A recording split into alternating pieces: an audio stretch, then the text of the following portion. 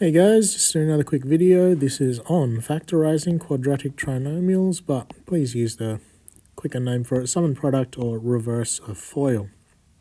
So factorizing quadratic trinomials is just a proper name for the reverse of FOIL expansion, which was taught last term. This is also known as sum and product factorization because of the steps that are involved. So far, this topic I've taught you how to do common factor factorization, difference between two squares factorization, and finally perfect squares factorization. Now you need to know sum and product factorization because sometimes you'll have none of the above methods working. For example, if I wanted to factorize x squared plus 7x plus 6, is there a common factor in all of the terms? Well, x goes into x squared, x goes into 7x. Does x go into 6? No. So we can't do common factors. Are there only two terms, both of them square numbers? Well, there's three terms here, so we cannot do difference between two squares. Are there three terms? Yes, 1, 2, 3. Are two of them square numbers? X squared is a square number, but 6 isn't, and 7x isn't. And is the other one 2ab? No, so we can't do perfect squares either. So you can see that the previous three methods of factorization will not work in this case, so we need a new one, which is sum and product factorization or reverse FOIL. So how do we deal with it? So any quadratic in the form x squared plus px plus q. If you have two numbers a and b and you multiply them and you can get q out of that from that form there, and at the same time that same a added to b gets you p, which is in the form there, then your factorization rule is this original form, x squared plus px plus q, can factorize into x plus a, bracket x plus b, as long as the a times by the b gives you the q, and a plus the b gives you the p. So how do we apply this more complicated rule here? Because you've got two sets of letters, p and q and a and b. Well, that's what I'm here to give you. The steps: check if you can remove a common factor across all terms first. So common to all of your rules is try common factors first. Then you need to make sure that the quadratic is in the form of x squared plus px plus q. Next, you list pairs of factors that multiply to get q. Step 4, choose one of the pairs of factors that you got in step 3 that add up to make p in the form. The factors can be made into any combo of positive or negative, if needed, to get the sum as p. And then the factors you decide in step 3 are now a and b in this, that form the factorized version of this in the rule. So that's quite complicated, one of those things where it's easier to see how this works when you see an example. So let's see how this works. Check if you can remove a common factor across all the terms.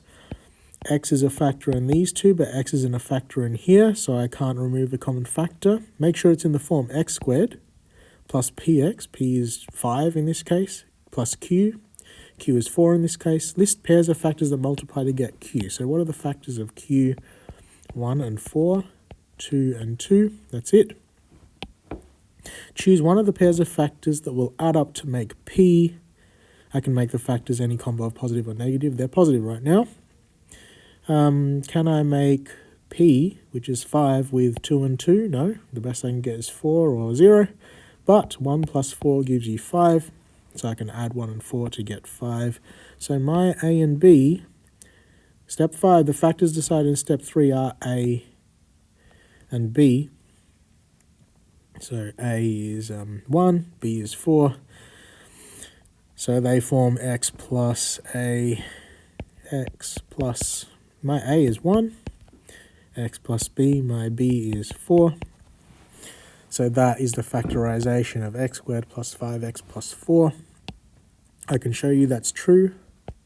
This is a little check. If I expand x plus 1, x plus 4 using FOIL, x times by x is x squared.